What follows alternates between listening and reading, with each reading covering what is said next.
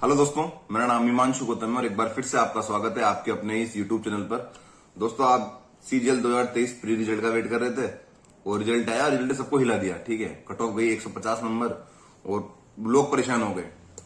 जो दो तरीके के लोग होंगे, एक तो वो जो जिन्होंने हार मान ली और कि यार एसएससी मतलब हमारा हम नहीं हो सकता और हम एसएससी को छोड़ रहे हैं, और दूसरे वो लोग होंगे जो कि नहीं यार हमें थोड़ा सा और ट्राई करना है, शायद हमारी मेहनत में कमी थी या कहीं कुछ छूट गया और एक बार और चांस देते हैं। ठीक है, तो दूसरे वाले जो लोग हैं उनसे मैं बात करना चाहूंगा कि देखो, जिनके 135 प्लस थे रो मार्क्स या 130 थे या 140 थे, ठीक है, वहां आपकी गलती नहीं है।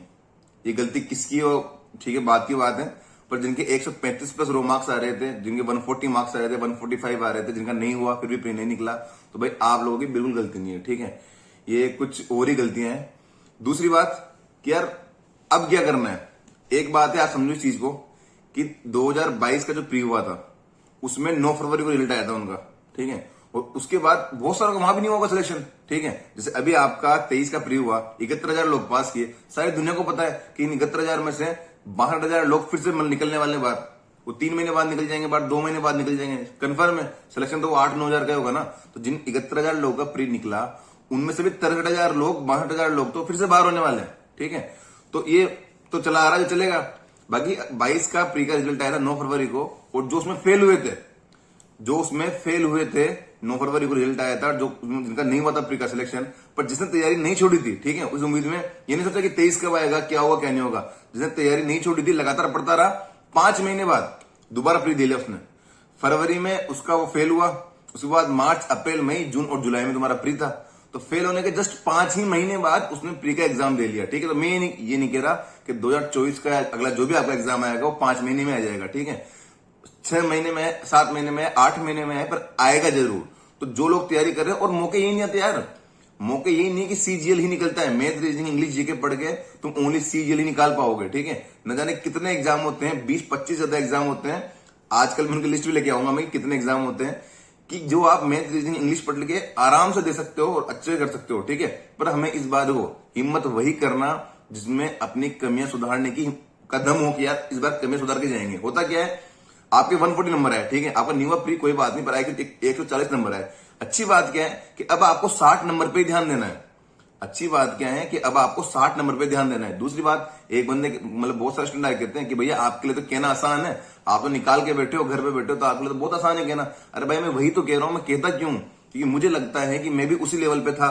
ठीक है, जहां तुम थे वही मैं भी। अभी 10th 12th की और बीटेक की जो मेरी बैक है उनके बारे में वापस स्टोरी में गाऊंगा नहीं। ठीक है, क्या था मेरे साथ, पर कंपटीशन में क्या किया मैंने, मैं फिर कह रहा हूं, पूरी ईमानदारी से कह रहा हूं। ठीक है, किसी का कोई प्रमोशन नहीं है, पूरी ईमानदारी से कह रहा हूं कि यार भाई साहब, मैंने आज भी देखता हूं ना चीज को कि लोगों के 150 नंबर पे नहीं आ रहे। ठीक है, प्री नहीं निकल रहा, 150 नंबर नहीं आ रहे। मैंने मॉक दी जितने भी, मेरे 162.5 आए रो मार्क्स 2 बार। ठीक है, एक बार 172 आए, जो बढ़ गए 198 185 पहुंच गए थे। ठीक है, मैं सोचता हूँ कि यार अलग मैंने क्या किया, और हर बार जो पहला आंसर आता है ना, बहुत सारी चीजें अलग की थी, पर पहला सबसे इंपॉर्टेंट चीज जो बाहर निकल के आती है वो एक ही चीज निकल के आती है, वो है मॉक टेस्ट। ठीक है, लोग मानते नहीं, लोग कहते हैं कि यार ऐसे थोड़े होता है कि इतने मॉक लगाते हैं, 400 मॉक भी लगते हैं, 300 मॉक भी लगते हैं। भाई मैंने सही बता रहा हूं, सबसे अलग चीज जो की थी ना वो मॉक्स पे की थी कि डेली के मॉक, हमारा मतलब डेली का रूल था कि मॉक लगाना है तो लगाना ही है। किसी बात में टेक्स्ट बुक, ओली बोर्ड, एससी ट्यूब, ग्रेड अप, ये 3-4 के तो अलग अलग सब्सक्रिप्शन फॉर्म पड़े हुए थे, और इतने मौके लगाए ना इनसे, एक मन में से जाता है कि 150 से ज्यादा तो स्कोर हमारा आएगा ही से,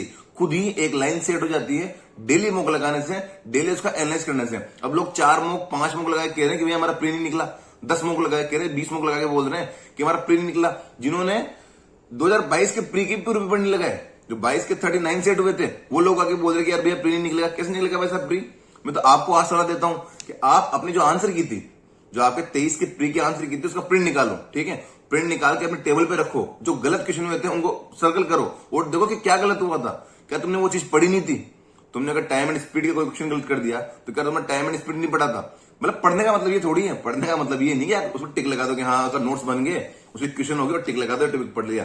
किसी भी टॉपिक को पढ़ने का मतलब है कि इस टॉपिक से अब तुम कुछ भी पूछ लो भाई साहब, इस टॉपिक से तुम कुछ भी पूछ लो, वो मैं करके ही आऊंगा, किसी वाले से करके आऊंगा। और मैं फिर कह रहा हूं आप लोगों से, मौके आते रहेंगे। जिन्हें तैयारी छोड़ दी उनको मैं कुछ बोलूंगा नहीं। ठीक है, जिन्होंने सोच लिया कि हमारी एज हो गई और कुछ बिजनेस करना है या फिर कहीं कुछ प्राइवेट करना है तो वो कर सकते हैं, पर जो अगर सीजीएल में या फिर एसएससी की कंपटीशन की तैयारी में रुके हुए हैं उनसे इतनी ही बात करना चाहूंगा कि मौके लगातार आते रहेंगे, ठीक है। सीजीएल में क्या होता है 7-8 हजार वैकेंसी आती है ना, एक साथ जो दिख जाती है भाई, बहुत सारी वैकेंसी, 1000 वैकेंसी, 15 वैकेंसी अलग अलग डिपार्टमेंट में आती रहती है, ठीक है, जो दिखती भी नहीं है हमें।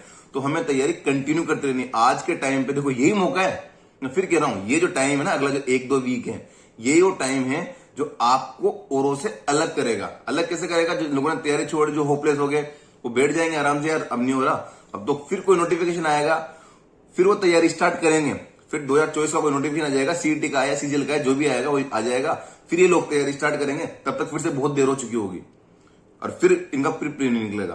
तो अभी भी मैं कह रहा हूं कि जो लोग कंपटीशन में अभी भी टिक रहे हैं और जो अभी भी तैयारी कर रहे हैं, पहली चीज कि अपनी आंसर की निकालो, उसका प्रिंट निकालो, टेबल पे रखो, कमियां देखो क्या कमी रही हमसे, ठीक है, कमी तो रही है ना, नहीं निकला तो क्या कमी रही वो देखो, पहली चीज। दूसरी चीज कि उन कमियों को फोकस करो, ठीक है, उन कमियों पे फोकस करो और उनके मतलब सोल्यूशन देखना स्टार्ट करो कि कहां गलती की हमने, कैसे सुधार करना है, ठीक है। दूसरा कि मॉक टेस्ट, मैं फिर कह रहा हूं आपको, पूरी ईमानदारी से कह रहा हूं कि ये एक सब्जेक्टिव एग्जाम नहीं है, ये यूपीएससी का मेंस नहीं है, या कोई हमारे जो स्टेट पीसीएस होते हैं उनके मेंस नहीं है, जो डिस्क्रिप्टिव आएंगे, बड़े बड़े आंसर लिख के आएंगे। सीजीएल की तैयारी करनी है तुम्हें, तुम एवरेज स्टूडेंट हो और सीजीएल की तैयारी करना चाहते हो, मॉक तुम्हें देने ही पड़ेंगे। तुम 10 मॉक, 20 मॉक, 30 मॉक लगा के ये नहीं बोल सकते कि हमारा प्री क्यों नहीं निकल रहा, क्यों हमारी 60,000 रुपए महीने की जॉब नहीं लग रही, क्यों हम सरकारी नौकरी नहीं ले पा रहे, ठीक है ना। ये चीज कहने का तुम्हें कोई हक नहीं है अगर तुम 30 से कम मॉक लगा रहे हो तो, ठीक है। 30 तो मतलब बता रहा हूं, डेली का 1 मॉक लगाते हो यार, मॉक है ही इतने ना। ये भी छोड़ो, जो फुल टेस्ट वगैरह आते हैं, टेस्ट बुक वगैरह के ओली बोर्ड के, ये भी छोड़ो, तुम तो प्रीवियस ईयर वाले भी लगाओगे ना, 18 के प्रीवियस ईयर, 19 के प्रीवियस ईयर, 20, 21, 22 और अब 23 की भी आंसर की आएगी, ठीक है। आने जो आएगी थी तो 23 के भी प्रीवियस हो जाएंगे, तो इतनी ओनली सीजीएल के ही लगभग तुम्हारे पास 200 से ज्यादा, लगभग 150 तो हो ही रहे होंगे सीजीएल के, ठीक है। इसके अलावा तुम्हारा सीएचएसएल है, सीपीयू, सबके मिला के तुम्हारे पास 250 मॉक तो ऐसे हो रहे हैं। डेली का एक भी लगाओगे तो 8 महीने चाहिए तुम्हें पूरे करने के लिए, ठीक है। तो भैया प्रीवियस ईयर को झकझोरते रहो, इन्हीं को करते रहो आराम से बैठ के, इसके अलावा कुछ भी नहीं है। और देखो फेलियर तो होते रहते हैं, ठीक है, कोई बड़ी बात नहीं है। फेलियर अगर 10,000 सीट हैं तो उनपे 10,000 लोग ही बैठेंगे, ये भी नहीं 10,000 एक भी नहीं बैठ सकता है, तो कन्फर्म आप भी जानते हो इस बात को। पर बड़ी बात है कि औरों को पीछे छोड़ते हो, हम आगे कैसे बढ़े, ठीक है। तो औरों से ज्यादा मेहनत करनी पड़ेगी, और लोग आज के टाइम में सो चुके हैं, ठीक है, ये फैक्ट है। जो और लोग जिनका सिलेक्शन नहीं हुआ, जो परेशान हो गए, जो डिप्रेस्ड हो गए, वो अब इस टाइम पे सो चुके हैं, सीजीएल की तैयारी छोड़ चुके हैं, और वो करेंगे। अगर कोई ऑप्शन रहेगा ही नहीं करने का तो करेंगे क्या, फिर 2024 में नोटिफिकेशन आएगा, फिर तैयारी स्टार्ट करेंगे वो लोग। तो आपको आज के टाइम में तैयारी करते रहो ताकि और लोगों से आप आराम से लीड ले लो, ठीक है। और ये लीड आपके जब चॉइस का नोटिफिकेशन आए या कोई और एग्जाम भी आए ना, तो ये लीड आपके काम आए। तो बिल्कुल परेशान होने की कोई जरूरत नहीं है, फेलियर्स लाइफ का पार्ट होते हैं, चलते रहते हैं, ठीक है। नुकसान हुआ है, बुरा है, सीधी सी बात, नुकसान तो हुआ है कि हम 1 साल पहले नौकरी लग जाते हैं, बहुत सारी चीजें डिपेंड करती है आपके जॉब पे, आपकी फैमिली पे, ठीक है। पर अब नहीं हुआ तो नहीं हुआ ना, जो चीज सत्य है, अब पीछे देखने से कोई मतलब है नहीं कि 23 का कोई रिवाइज मतलब कोई दूसरा रिजल्ट आ जाएगा, उसमें निकल जाएगी हमारी, तो फालतू की बातें, ठीक है। मेन बात यह है कि आगे देखते रहो, लक्ष्य देखते रहो, अपना चिड़िया की आंखें दिखनी चाहिए। क्या अगला जो भी एग्जाम आएगा, हमारी 130 नंबर की तैयारी हो चुकी है, हमें 20-30 नंबर और बढ़ाने हैं ताकि सीजीएल के अलावा जो और भी एग्जाम आए हम लाइन से निकालते हुए चले। और होता ऐसा ही है, एक टाइम ऐसा आता है तैयारी करते हुए, तो उसके बाद हमारे लाइन से फिर निकलते हैं, ठीक है।